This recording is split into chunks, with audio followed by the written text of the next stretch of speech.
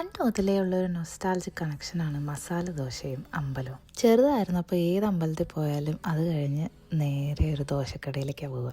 ഞാൻ വിചാരിച്ചിരുന്നത് ഇത് എൻ്റെ മനസ്സിൽ മാത്രമുള്ളൊരു സംഭവം എന്നാണ്. പക്ഷെ അങ്ങനെയല്ല എന്ന് എനിക്ക് ഇപ്പോഴാണ് മനസ്സിലായത്. ഈ ഇടയ്ക്ക് ഞാൻ എൻ്റെ ഒരു ഫ്രണ്ടിൻ്റെ അടുത്ത് പറഞ്ഞു, ഇവിടെ ലിവർപൂളിലുള്ള അമ്പലത്തിൽ പോയിട്ട് അവിടുന്ന് നേരെ പോകുന്നത് കേരള റെസ്റ്റോറൻറ്റിലേക്കാണ് ദോശ കഴിക്കാൻ വേണ്ടിയിട്ട്. അപ്പോഴാണ് ആൾ പറഞ്ഞത് ആൾക്കും ഇങ്ങനൊരു കണക്ഷൻ ഉണ്ടെന്ന്. ഇത് മലയാളികൾക്ക് എല്ലാവർക്കും ഉള്ളതാണോ? എനിക്ക് സ്പെസിഫിക്കലി മസാല ദോശ തന്നെ വേണം, എന്നാലാണ് അതൊരു കംപ്ലീറ്റായി ഫീൽ ചെയ്യുള്ളൂ. പല അമ്പലങ്ങളിൽ പോയാലും നമ്മുടെ ഫിക്സ്ഡ് ആയിട്ട് കുറച്ച് കടകളും ഉണ്ട്, സ്ഥിരമായിട്ട് അവിടെ നിന്ന് മാത്രമായിരിക്കും കഴിക്കുന്നത്.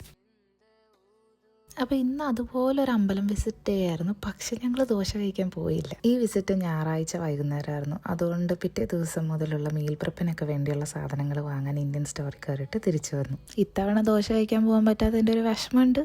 എങ്കിലും സാരില്ല, അടുത്ത വട്ടാവാം. നിങ്ങൾക്കും ഉണ്ടോ ഇങ്ങനൊരു ദോശ കണക്ഷൻ?